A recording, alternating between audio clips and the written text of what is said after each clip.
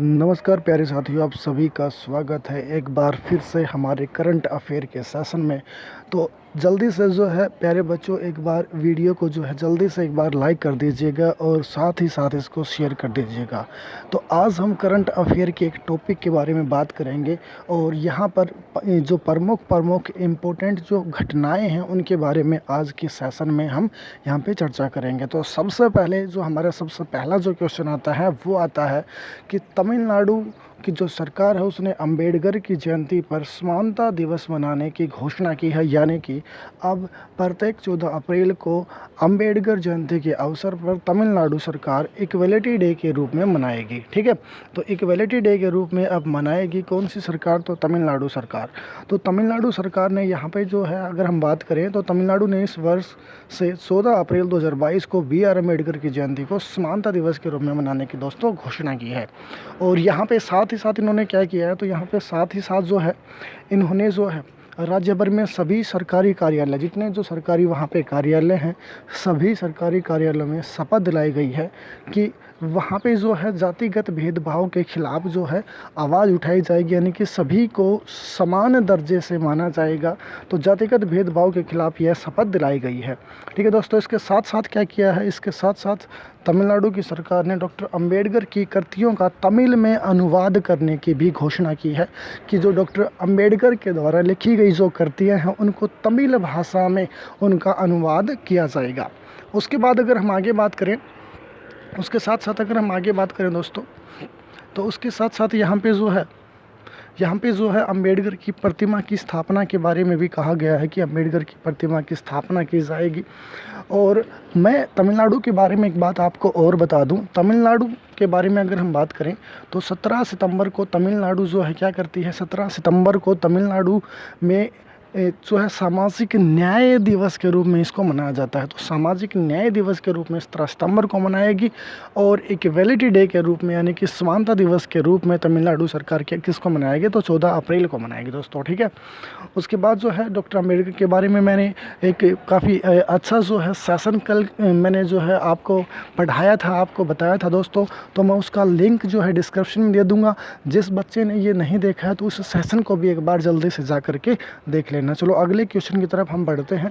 तो अगला जो हमारा क्वेश्चन है वो भी काफ़ी इम्पोर्टेंट है। अगला जो क्वेश्चन है, तो PM मोदी ने किया प्रधानमंत्री संग्रहालय का उद्घाटन। जी हाँ, बिल्कुल, प्रधानमंत्री संग्रहालय, यानी कि अगर हम बात करें प्रधानमंत्री संग्रहालय के बारे में, तो प्रधानमंत्री संग्रहालय का जो है उद्घाटन किया गया है। कब उद्घाटन किया है, तो ये भी 14 अप्रैल को, यानी कि अंबेडकर जयंती के अवसर पर किया गया है। कहाँ पे किया गया है, तो ये नई दिल्ली में इसका जो है उद्घाटन किया गया है। अब इस संग्रहालय में ऐसा क्या है, तो इस संग्रहालय के बारे में अगर हम बात करें तो प्रधानमंत्री संग्रहालय में भारत के जितने जो अब तक जो प्रधानमंत्री हुए हैं तो उनके योगदान को प्रदर्शित किया गया है। तो उनके जो प्रमुख जो योगदान अब तक के जो योगदान है तो उनको जो है प्रदर्शित किया गया है किसमें, प्रधानमंत्री संग्रहालय में। तो इसकी पहली टिकट भी जो है कल जैसे ही उद्घाटन हुआ तो उद्घाटन में पहली जो टिकट जो है वो प्रधानमंत्री के द्वारा ही ली गई है। और इसके बारे में ध्यान रखना कि इसका उद्घाटन कब हुआ था, तो उस दिन अंबेडकर जयंती थी दोस्तों। ठीक है, यानी कि 14 अप्रैल को।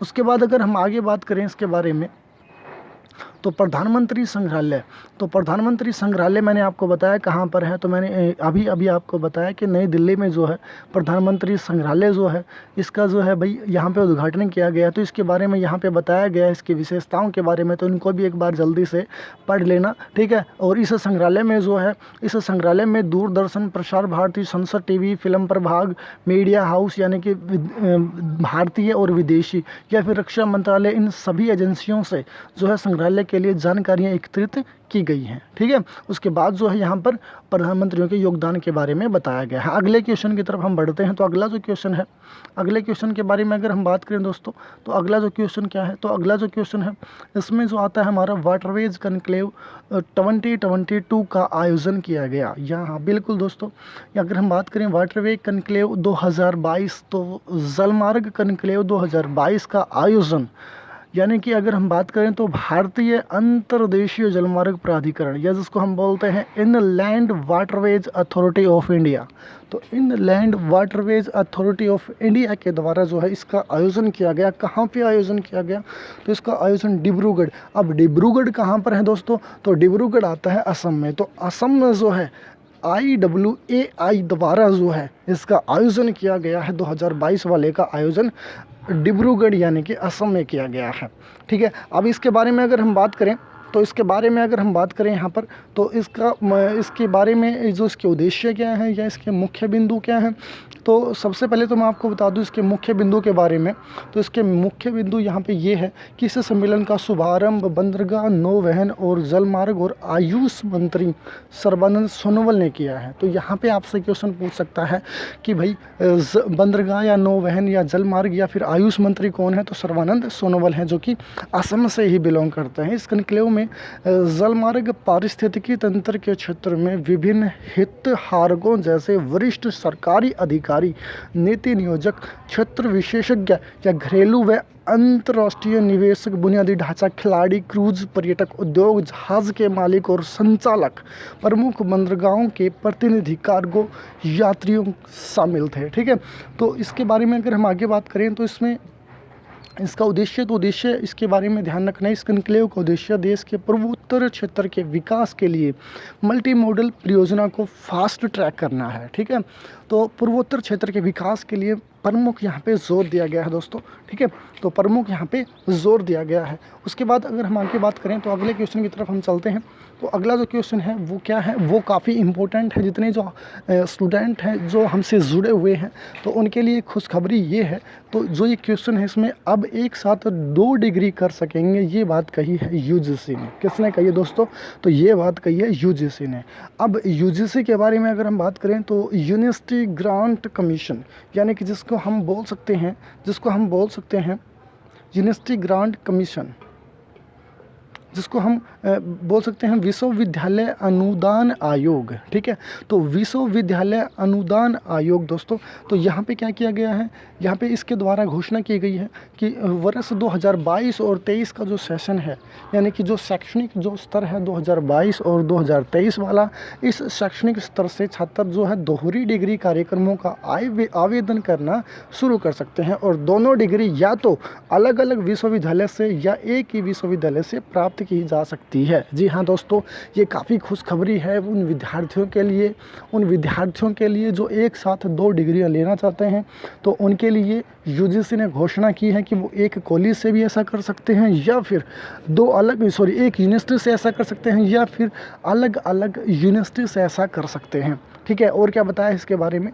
तो और जो इसमें बताया गया है वो कहा गया है, इसकी जो प्रमुख बिंदु हैं, देश के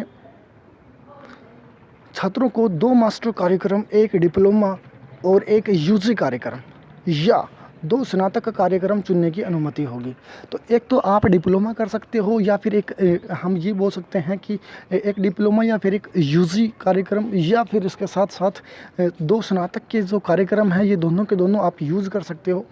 अब यहाँ पे ये कहा गया कि छात्र PG और UG प्रोग्राम के लिए भी आवेदन कर सकते हैं। ठीक है, लेकिन इसमें एक कंडीशन ये भी रखी गई है। इसमें जो एक कंडीशन जो रखी गई है, यह सुनिश्चित किया जाना चाहिए कि छात्रों की कक्षाओं के समय कोई टकराव न हो। यानी कि दोनों की दोनों जो कक्षाएं हैं, अगर 2 अलग अलग यूनिवर्सिटी में पढ़ रहे हैं, यानी कि यूनिवर्सिटी से डिग्री लेना चाहते हैं, तो यहाँ पे ये कहा गया है कि दोनों की कक्षाओं में टकराव नहीं होना चाहिए, यानी कि समय में टकराव नहीं होना चाहिए। उसके साथ साथ और क्या कहा गया है? उसके साथ साथ ये भी कहा गया है, अगर हम यहाँ पे बात करें 2 पूर्णकालीन डिग्री कार्यक्रमों के संबंध में जो दिशा निर्देश जो दिए गए हैं कि कार्यक्रमों को केवल उन्हीं संस्थानों में चलाया जाना चाहिए जो वैधानिक परिषद या UGC या भारत सरकार द्वारा मान्यता प्राप्त हैं। केवल और केवल वही संस्थान जो है डबल डिग्रियां प्रदान करेंगे जो UGC के अंतर्गत आते हैं या फिर भारत सरकार के अंतर्गत आते हैं। ठीक है, उसके साथ साथ यहाँ पे ये भी कहा गया है कि एक छात्र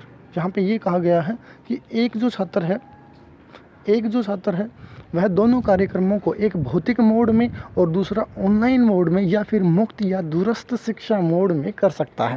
यानी कि एक जो है भाई हम ये बोल सकते हैं कि भौतिक मोड में जो है रेगुलर हम बोल सकते हैं, या फिर एक जो है आप जो है डिस्टेंस की प्रक्रिया से जो है आप ये जो अपनी जो डिग्री है वो ग्रहण कर सकते हो, ठीक है, या फिर दोनों के दोनों जो है डिस्टेंस वाली हो, ठीक है, तो ऐसा भी हो सकता है दोस्तों। उसके साथ साथ यहाँ पे एक कंडीशन ये भी रखी गई है, यहाँ पर एक जो कंडीशन है वो क्या रखी है, तो एक कंडीशन ये भी रखी है दोस्तों कि यहाँ पर जो है पीएचडी को छोड़कर सभी शैक्षणिक कार्यक्रमों पर ये जो रूल जो हैं ये लागू किए जाएंगे। यानी कि पीएचडी, अगर आप पीएचडी कर रहे हो तो उसके साथ साथ कोई दूसरी डिग्री नहीं ले सकते, ठीक है, तो कोई दूसरी डिग्री के लिए अप्लाई आप नहीं कर सकते हो पीएचडी के केस में, ठीक है। तो ये इसके बारे में यहाँ पे बताया गया है दोस्तों।